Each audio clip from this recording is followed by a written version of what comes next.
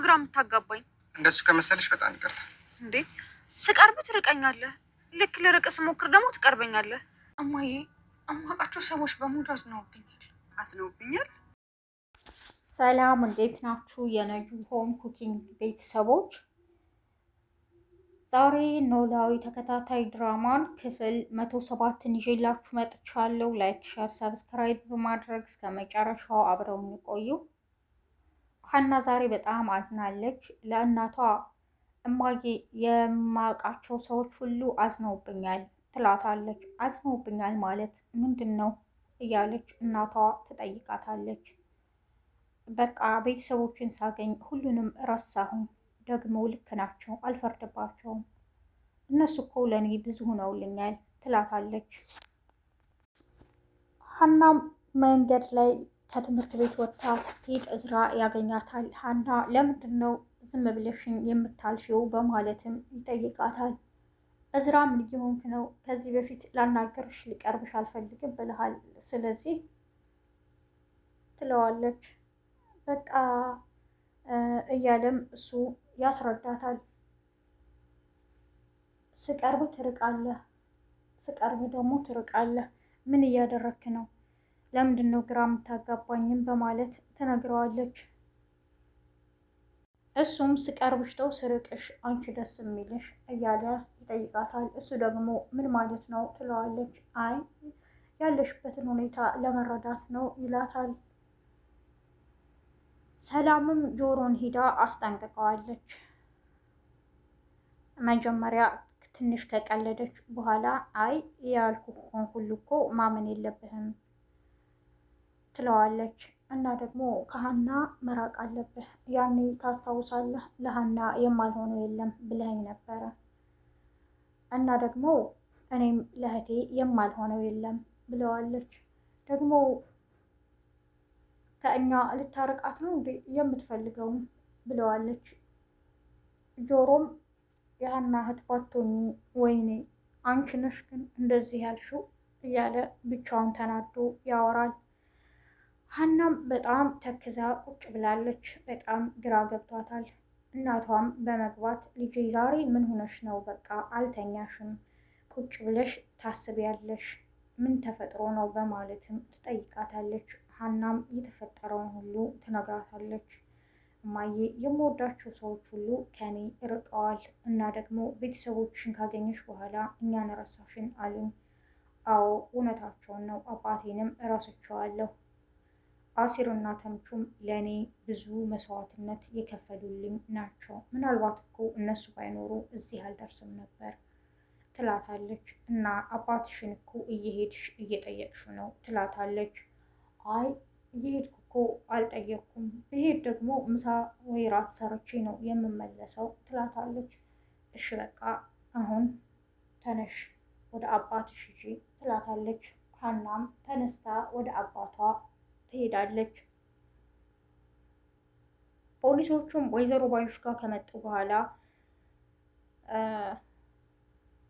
አብራት የታሰረችውን ልጅ መረጃ ስለ እርግብ በሙሉ ወስደዋል። እርግብም እቤት አልነበረችም። ወይዘሮ ባዩሽም ከተመለሱ በኋላ ሜሮንን ትጠይቃታለች።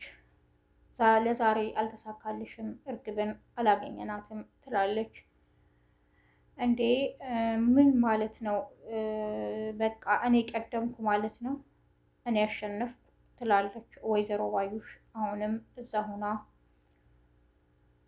አቶ በቃሉም ወይዘሮ ባዩሽ ጋር ይመጣል ሊጠይቃት።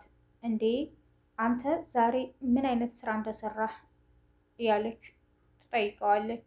ምን ማለት ነው ይላታል። እርግብን በቃ ፖሊሶች ሳይቀድሙ አንተ ቀደምካት ትለዋለች። እሱም ግራ በመገባት አዎ ግን እኮ እኔ ያላገኘኋትም የኔ ሰዎች ናቸው ይላል። የኔ ሰዎች ማለት ያንተ ሰዎች ማለት እኮ አንተ ማለት ነህ ትለዋለች። እሱም በይ በቃ ደህና ሁኚ ብለዋት ይሄዳል። ብቻውንም ያወራል። ባዩሽ ቆይ እኔ ምን እንደማደርግ አውቃለሁ፣ እሰራልሻለሁም ይላል። ጆሮም ወደ አቶ ኖላዊ በመሄድ ለሀና አባት ያወራቸዋል። በቃ ተምቹን ስፈልግ እየመጣሁ አላገኘሁትም። የሀና እናት ደግሞ ና ስራ ላስገባህ ብላ ነበር የጠራችኝም ይላቸዋል። እንዴ ምን አይነት ጥሩ ሴት ናት እና ምን አልክም እያሉ ይጠይቁታል። እኔ አልፈልግም፣ መጀመሪያ ተምቹ መገኘት አለበት ይላል ጆሮ። ሀናም ወደ አባቷ ሂዳለች። ምን ነው በዚህ ሰዓት? እኔ እኮ አትመጣም ልጄ፣ ዛሬ ልተኛ እያልኩ ነው የመጣሽው ይሏታል። እሷም ታለቅሳለች። አባዬ ስለ ሁሉም ነገር ይቅር በለኝ ትለዋለች። ልጄ ምን ሆነሽ ነው? ግራ ገብቶሽ ግራ የምታጋብኝ? ተይ እንደዚህ አትሁኚ ይላታል። እሷም ደጋግማ ይቅርታ ትላለች። አባትየውም እንዴ አሲር ምን ብሏት ነው ይህን ያክል ልጄን ያስጨነቃት ይላል። እኔ ምልሽ ሀንዬ ምን ብሎሽ ነው አሲር በማለትም ይጠይቃታል። ቤተሰቦችሽን ስታገኚ እኛን ተውሽን ረሳሽን አለኝ፣ እውነቱን ነው ትለዋለች። እሱማ አዎ፣ ግን እኮ እኔ አልተቆጣሁም፣ ቂምም አልያዝኩብሽም ልጄ ይላሉ የሀና አባት። ወይዘሮ ሜላትም ብቻዋን ቁጭ ብላ ታወራለች። ድንገት ሰላም ትመጣለች። እማዬ ምን ሆኖሽ ነው በማለትም ትጠይቃታለች። እኔ ጥሩ ላይ አይደለሁም በማለትም ትነግራታለች። እሺ ሀና የት ሄዳ ነው በማለትም ትጠይቃለች። ሀና ዛሬ አባቷ ጋር ሂዳለች እና በዚህ በሌሊት ትላታለች።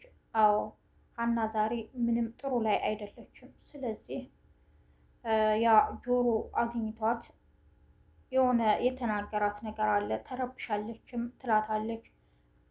ማለት በቃ ነገራት ትላታለች። ምን ማለት ነው በማለት ወይዘሮ ሜላት ትደነግጣለች። ሰላምም ሀናን አሲርና እዝራ እንደሚወዷት ትነግራታለች። እሺ ግልጽ አድርገሽ ንገሪኝም ትላታለች። በቃ ከዚህ በላይ አልነግርሽም በማለት ትታት ትሄዳለች። እማዬ ግን አንቺ ምን ሆነሽ ነው? ምን እያሰብሽ ነው? በማለትም ትጠይቃታለች። አላውቅም፣ ጥሩ ስሜት ላይ አይደለሁም። ባዩሽ ግን እርግጠኛ ነኝ በአጭር ጊዜ ከፖሊስ ጣቢያ እንደምትወጣ እርግጠኛ ነኝ ትላታለች። ምን ማለት ነው እማዬ ትላታለች። ይቺ አላውቅም፣ ፖሊሶቹ የነገሩኝ እንደምትወጣ ነው። ምንም አይነት ማስረጃ በእሷ ዙሪያ የለም ትላታለች።